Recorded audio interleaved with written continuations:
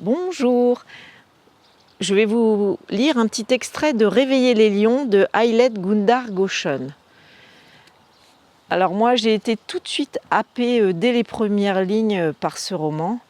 L'auteur exploite de nombreux thèmes et les entremêle de façon très adroite. Et elle a une façon aussi de d'écrire et de sonder les âmes et leurs errements. Les principaux protagonistes sont le neurochirurgien Ethan Guin, qui est assez aisé, et une jeune réfugiée érythréenne, Sirkit, qui elle est complètement démunie, invisible. Donc là, je vais vous lire un petit extrait de cette espèce de thriller, je dirais politico-sociologique. Et là, la scène se passe entre le neurochirurgien et sa femme. Ethan sort de chez lui, chaussures de course aux pieds et écouteurs dans les oreilles. Sous ce climat désertique, la nuit est fraîche, voire froide. Pourtant, il est en nage, il veut courir, aller d'un point à un autre en poussant son corps jusqu'à sa limite. Non pas que le point à atteindre soit particulièrement important, c'est juste parce que l'hypophyse tend à sécréter des endorphines lors d'un effort intense et que c'est le seul moyen légal et immédiat qu'il a trouvé pour se sentir mieux. Plus il courra vite, plus la substance euphorisante inondera rapidement son cerveau et recouvrira ses pensées. Et puis une course rapide raréfie l'oxygène dans le cerveau. Les sentiments ont besoin d'oxygène. Il ne suffit pas de générer de la culpabilité, par exemple, ou du dégoût de soi. Il faut une certaine quantité d'O2 pour les alimenter. Un cerveau avec moins d'oxygène est un cerveau moins efficace. Un cerveau moins efficace est un cerveau moins réactif.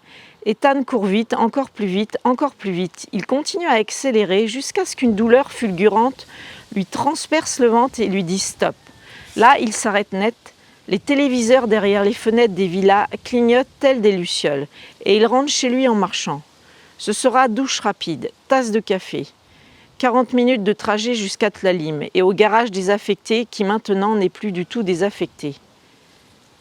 Liat l'accompagne sur le seuil et lui donne un léger baiser de revoir, un baiser quotidien qui lui effleure les lèvres, un baiser sans érotisme ni amour qui ne signifie rien d'autre que bonne nuit, et aussi peut-être bonne nuit, je compte sur toi pour rentrer, pour que continue ce qu'on a mis en place ensemble, c'est-à-dire toute une vie.